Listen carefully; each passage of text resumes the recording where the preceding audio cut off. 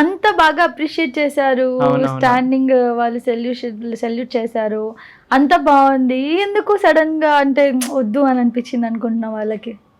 Age factor అని చెప్పారు. And నాకు మొన్న తెలిసింది ఒక ఇలాగ ఇంటర్వ్యూకి వెళ్ళినప్పుడు ఒక అక్క మీలాగే ఇంటర్వ్యూ చేస్తూ వాళ్ళ ఎవరైతే బాస్ ఉంటారో ఆయన దగ్గర తీసుకెళ్ళినప్పుడు ఆయన చెప్పారు, అడల్టరీ షో అంటే మెన్కి 21 ఉండాలి, అమ్మాయిలకి 18 ఉంటే చాలు అని.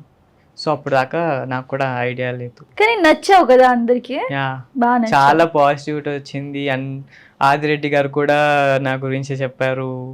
అండ్ కానీ నాకు హైలైట్ ఏమనిపించింది తెలుసా జర్నీ, ఆ. అంత అంటే రిజెక్ట్ చేశారు, అన్ని ఎక్స్పెక్టేషన్స్ తో లోపలికి వెళ్ళావు అగ్ని పరీక్షకి, వద్దన్నా కూడా థ్యాంక్ యూ చెప్పేసి అంత కూల్ గా అందరికి హగ్ ఇచ్చి వెళ్ళడం, ఆ పాజిటివిటీ బాగుంది. యా, బట్ థ్యాంక్ యూకి మధ్యలో కూడా నేను నా పాయింట్స్ పెట్టి నేను డిఫెండ్ చేసుకున్నా. వాళ్ళు అడిగిన ఏ చిన్నదన్న పాయింట్కి కూడా ఏవైతే పాయింట్స్ వాళ్ళు చెప్పారో ప్రతి పాయింట్కి నేను ఎగ్జాంపుల్స్ తీసుకొని అండ్ వేరే వ్యక్తిని మరి చిన్న వాళ్ళని కూడా ఎలా సెలెక్ట్ చేశారు అదేదని చెప్పి పాయింట్స్ అన్ని పెట్టాను.